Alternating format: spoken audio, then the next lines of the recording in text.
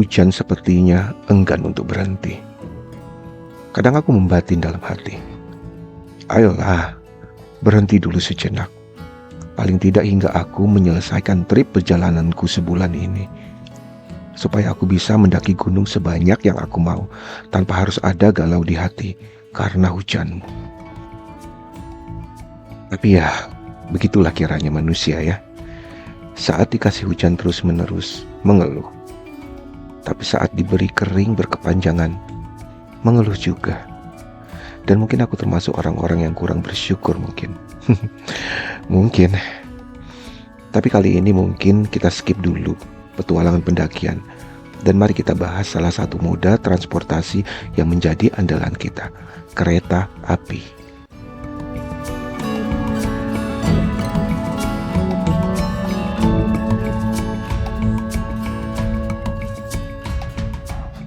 Kereta api yang akan aku bahas kali ini adalah kereta api Argo Parahyangan. Kereta api ini termasuk kereta legend, melayani jalur Jakarta dari Terminal Gambir hingga Bandung di Stasiun Bandung atau yang sering juga disebut sebagai Stasiun Hall. Cukup panjang juga sejarah kereta api ini, dimulai dari tahun 1971, di mana Perusahaan Negara Kereta Api atau PNKA saat itu meluncurkan kereta api Parahyangan dengan layanan kelas bisnis dan eksekutif. Cukup panjang juga evolusi perkembangan kereta api ini hingga akhirnya pada tahun 2010 diluncurkanlah generasi terbaru kereta api Jakarta-Bandung dengan nama Argo Parahyangan hingga saat ini. Evolusi kereta api ini sangat mengesankan. Pada saat awal beroperasinya di tahun 1971, kereta api Parahyangan membutuhkan waktu 4 jam 3 menit untuk menuntaskan jalur Jakarta-Bandung. Sekarang, kereta api Argo Parahyangan hanya membutuhkan waktu sekitar 2 jam dan 49 menit untuk menuntaskan jalur yang sama sejauh 169 km dengan kecepatan antara 60 sampai dengan 115 km per jam. Ada 4 kali keberangkatan setiap harinya, dan untuk jadwal keberangkatan sekaligus jenis kelas yang dipergunakan dalam setiap keberangkatan bisa kalian lihat di website resmi PT Kereta Api Indonesia atau PT KAI. Dan sekarang, mari kita lihat lebih dekat kereta api ini. Perjalanan kami mulai dari Stasiun Bandung atau Stasiun Hall di kota Bandung. Tiket sudah kami beli sebelumnya secara online dengan harga sebesar Rp180.000 untuk kelas termurah saat itu di kelas ekonomi premium.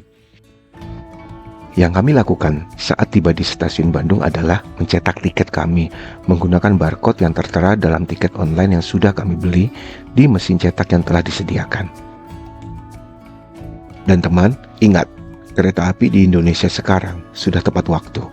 Jadi kebiasaan kita yang suka molor atau terlambat jangan dilakukan kalau kamu tidak mau tertinggal kereta dan harus membeli lagi tiket yang baru. Stasiun Kereta Bandung memiliki cukup banyak outlet makanan dan minuman dan beberapa fasilitas-fasilitas penunjang lainnya, sehingga kita tidak terlalu bosan dan bingung dalam hal menghabiskan waktu hingga jadwal kereta api kita tiba. Dan berhubung kereta api kami sudah tiba di stasiun dan siap untuk diberangkatkan, mari kita cek langsung kereta apinya. Sebelumnya, terlebih dahulu kita masuk ke dalam ruang tunggu melalui pos pemeriksaan tiket. Dan kita bisa langsung menuju peron tempat kereta kita berada. Ada tangga penyeberangan untuk mengarahkan kita ke peron yang hendak kita tuju dengan papan penunjuk yang jelas. Jadi kita tidak perlu bingung.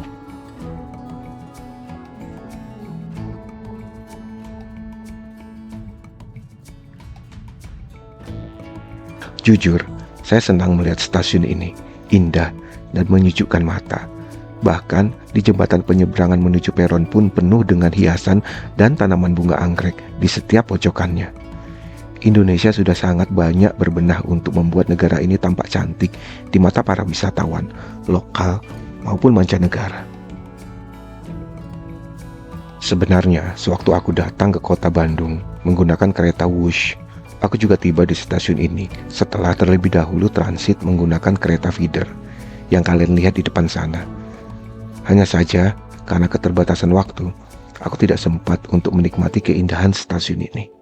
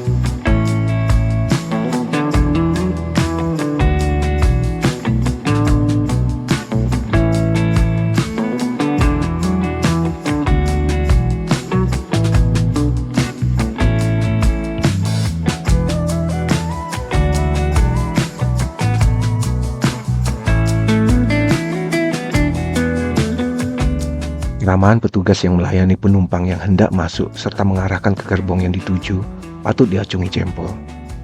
Dan sekilas aku mengintip ke kelas luxury dengan susunan kursi 1-2, sungguh memanjakan mata. Nantilah, kalau aku ada sedikit rezeki, kita bisa coba kelas ini ya.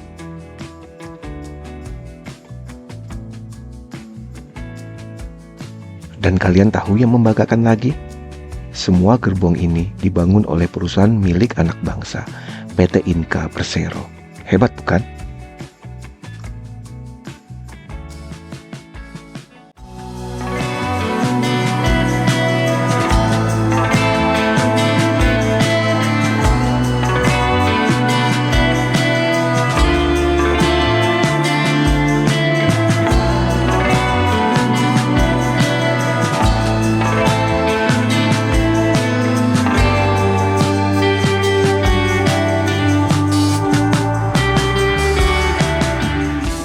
Dan inilah penampakan gerbong yang akan aku tumpangi kali ini. Ekonomi premium dengan harga tiket yang kubeli sebesar Rp180.000. Sangat worth it sekali. Ada Bang Nanda sudah duduk manis dengan body gemoynya. Bercanda Bang Nanda, nggak asik kalau nggak bikin lu ketawa kan? Aku masih ingat dulu waktu aku masih sekolah di Kota Malang. Kereta api ekonomi sangat jauh dari penampakan kereta ekonomi zaman sekarang. Dulu tidak ada kelas ekonomi ber-AC, semuanya kipas angin, itu pun kalau hidup. Dan sepanjang perjalanan, penumpang seolah-olah tidak berhenti masuk, hingga kita akan melihat para penumpang yang duduk atau tidur di antara kursi serta lorong gerbong. Belum lagi para penjajah makanannya, dengan bebasnya keluar masuk gerbong kereta. Pergi ke toilet, jangan harap. Sudah syukur bisa berjalan di antara tubuh-tubuh manusia yang tengah duduk atau berbaring di lorong gerbong. Belum lagi toilet yang baunya semerbak. Sungguh, perubahan yang sangat jauh dibandingkan kereta api zaman sekarang. Dan kalian bisa lihat, rute-rute yang dilalui oleh kereta Agro Parahyangan. Hanya ada 5 stasiun pemberhentian, yaitu Stasiun Bandung, Stasiun Cimahi, Stasiun Bekasi, Stasiun Jatinegara, dan stasiun terakhir di Gambir. Kali ini, kita akan turun di stasiun Bekasi, karena dari sana lebih dekat untuk menuju tempat kediaman Bang Nada. Dan ini penampakan toilet yang ada di masing-masing ujung gerbong. Toilet duduk dan tempat sampah. Wastafel, cermin, dan tempat sabun.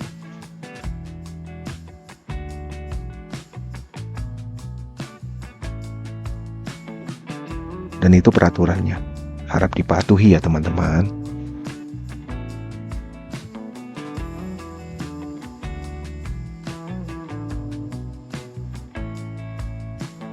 Toilet sudah dipisahkan antara toilet khusus pria dan toilet khusus wanita.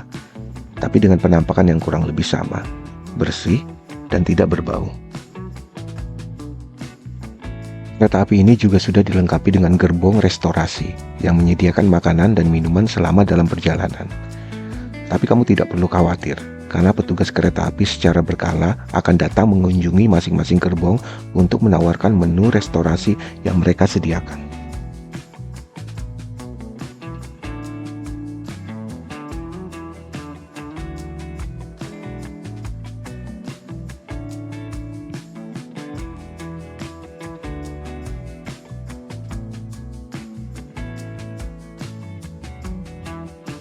Bahkan musola pun tersedia bagi kalian yang beragama Islam untuk menunaikan ibadah.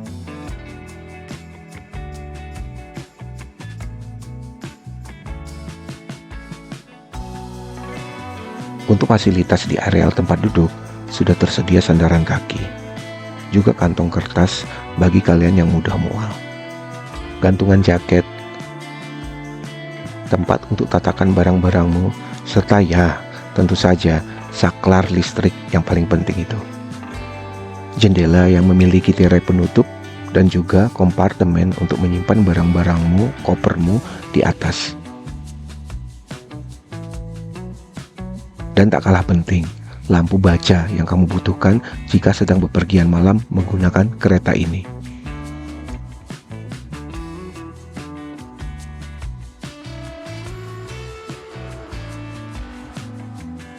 Tombol untuk merebahkan tempat duduk sedikit ke arah belakang, serta tray untuk tempat makan yang disediakan di masing-masing kursi.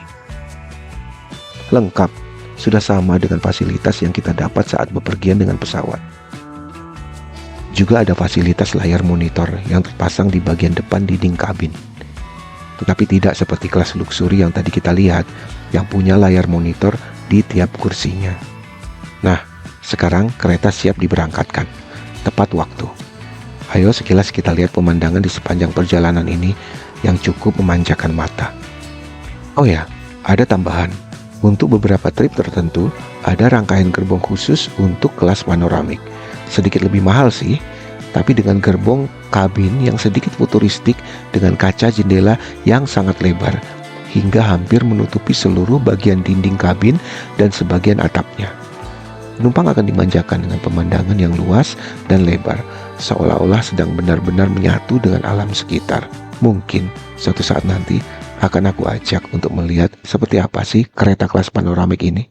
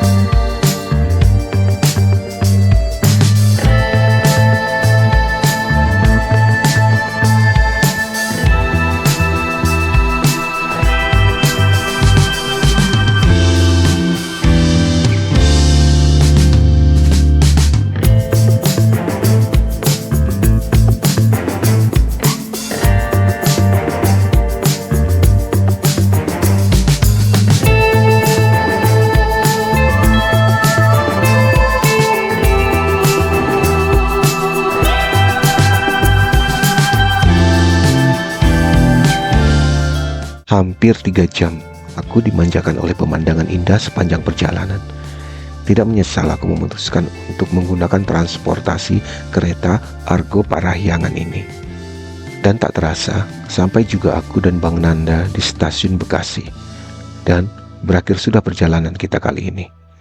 Terima kasih sudah menonton, dan sampai bertemu lagi di video Bang Ai selanjutnya.